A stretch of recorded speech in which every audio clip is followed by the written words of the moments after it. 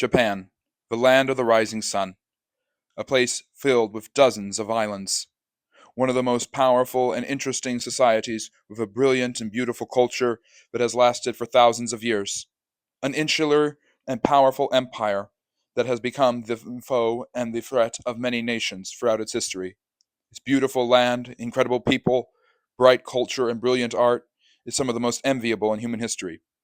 Thanks to the Chinese influence on its art, architecture, and culture, it developed a very similar presence, especially with its religion when it came to Buddhism being the main religion. Noah theater, landscape paintings, Confucian and Buddhist ideas have all found their way into the heart of Japanese society and culture. Along with this, a strong sense of nobility, loyalty, and respect has pervaded Japanese military and societal culture for centuries. Throughout most of the medieval and early modern period, just as Europe had a feudal system with lords and ladies at the top, the Japanese had their emperor, their kami, the god, at the top, with a shogun and warlords beneath him, the military, the samurai beneath him, merchants and peasants at the bottom, and farmers in the middle. Japanese culture was insular and to itself, and proud and prosperous. It was rich and powerful and well developed. And yet, something else was in the works: Christianity. During the Protestant Reformation of the 16th century, the Jesuits grew in their influence over the Catholic Church as they sought to evangelize the whole world and not just Europe. As the Pope lost his central political and spiritual control over large swathes of Europe, he sent Jesuits all throughout the world to spread Catholicism. They went to India, North and South America, and eventually in 1549, under the leadership of the future saint Francis Xavier, they came to Japan, gaining a foothold in the south, in the island of Kyushu, in the port town city of Nagasaki, a huge trading port which would soon be filled not just with Jesuit priests preaching the Christian gospel, but with European merchants, many of them Portuguese, seeking to access the riches of the Orient that Japan provided. Yet many people in Japan accepted the Christian message.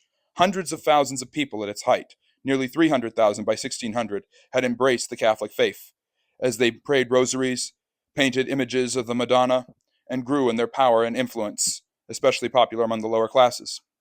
At first, some, like Oda Nobunaga, welcomed them, seeing them as a great influence. Yet others, like Hayashima Tatsuyama, came to see them as difficult, banning missionaries. And however, the difficulty was in the influence of Christian trade.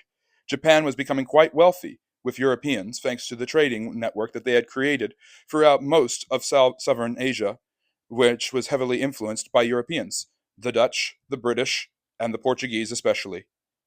Yet all was not right. Under Tatsumoya and then later the Ieyasu Tokugawa shogunate, the Christians began to be persecuted, such as the proto-martyrdom, where 26 Jesuit priests and their Catholic Japanese converts were executed at their home city of Nagasaki in 1598. Later, Tokugawa Ieyasu, the inspiration for Lord Toranaga, the shogun of James Clavell's famous work in the modern miniseries on Hulu, became the leader of Japan. And he brought Japan into a modern period known as the Edo period, in which Japan would become all the more insular and all the more turned off to foreigners. This mistrust, which had been subtle throughout the entire time Christianity had flourished, was now unleashed, and Tokugawa Ieyasu made sure that Japanese Christians would pay. In 1614, Catholicism was banned, missionary work was prohibited, and Christians began to be persecuted. Many were forced in a ceremony known as fumi to stamp on the face of Christ. Others were burned and boiled alive. Many were crucified, stabbed, and beheaded. As the Japanese looked ever inward, focusing on their own culture and society, embracing their Noah theaters, embracing their Buddhism, and shutting off the entire world when they banned all foreigners except Dutch traders in the 1630s. However, this was not the end. As the West grew in power, the Edo period continued, with Edo, Tokyo, being the main center of attention, and with the Tokugawa shogunate being the most powerful in Japanese history. However, the more insular they became, the weaker they were. And eventually, in the 1850s, the United States, under Commodore Matthew Perry, decided enough was enough. They came to Japan and basically forced the falling Tokugawa shogunate to embrace trade with the West. Soon, with the Meiji Restoration that began in 1868, in which the emperor took control of his lands for once and insisted that Japan modernize at a rapid pace which caught them up to the other Europeans, the Japanese eventually had to readmit Christian missionaries of Catholic, Protestant, and Orthodox belief, and Japanese Christendom swelled, although it still remains a modest minority. 1.26 million people are Japanese Christians today.